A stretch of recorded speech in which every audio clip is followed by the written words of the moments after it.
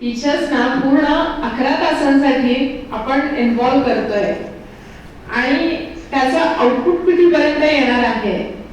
आणि पुन्हा सॅटर्डेला इतकं बोलवून पुन्हा संडेला पण त्यांना बोलवतोय आणि मंडेला सबमिशनची डेडलाईन पण देतोय. आमची सबमिशनची डेडलाईन आहे मंडेला.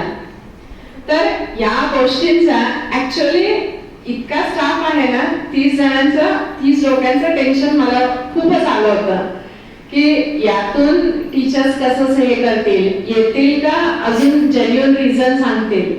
पण खरोखर माझे टीचर्स, इवन या 4ही सेक्शनचे टीचर्स अगदी प्रामाणिकपणे सकाळपासून संध्याकाळपर्यंत कुठलेही एक्सक्युजेस न देता प्रॉपरली मॅनेज करून सकाळची शाळा, त्याच्यामध्ये काल आमचं श्रीकृष्ण जन्माष्टमीचं सेलिब्रेशन होतं, ते सुद्धा पूर्ण करून रेग्युलर सिलेबस पूर्ण करून पुन्हा इथे 5:30 पर्यंत आले. आजही आले. पहिल्यांदा या सगळ्या शिक्षकांसाठी मला टाळ्या वाजाव्या वाटतं. ही खूप मोठी गोष्ट आहे. शाळेने अरेंज केलेला आहे, शिक्षकांसाठीच केलेला आहे. But that genuinity should understand by a teacher which is really fulfilled by you. आज संस्थेने आपल्याला एक खूप चांगली अपॉर्च्युनिटी दिलेली आहे. मी माझ्या करिअर लाईफ मध्ये खूप सारे ट्रेनिंग सेशन अटेंड केलेले आहेत, पण त्या ट्रेनिंग सेशन मध्ये मला कायम हे शिकवलं गेलं आहे की मॉडर्न टेक्नॉलॉजी काय चालली आहे. आता लास्ट टाइम मी पुण्याला ट्रेनिंग सेशन अटेंड केलं होतं, त्यावेळेला जे ट्रेनर आले होते त्यांनी काय सांगितलं, ma'am forget that chalk and that board, now which technology is going on, that you follow.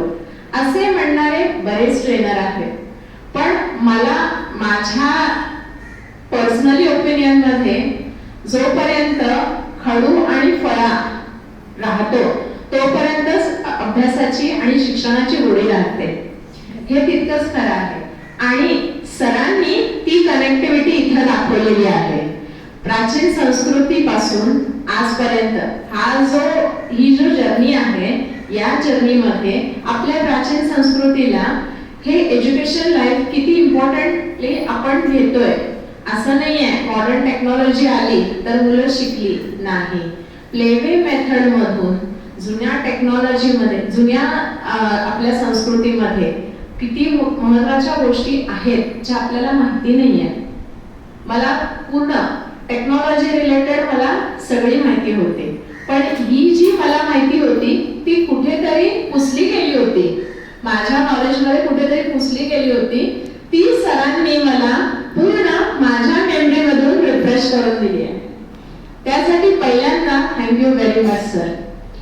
खूप काही शिकवलं 2 दिवसांमध्ये आणि तुम्ही एक शब्द बोलला त्यावरती माझे टीचर्स पटापट उत्तरं देत होती. म्हणजे काय, प्रत्येकाकडे नॉलेज आहे, इथं कुणी विदाउट नॉलेज नाहीये.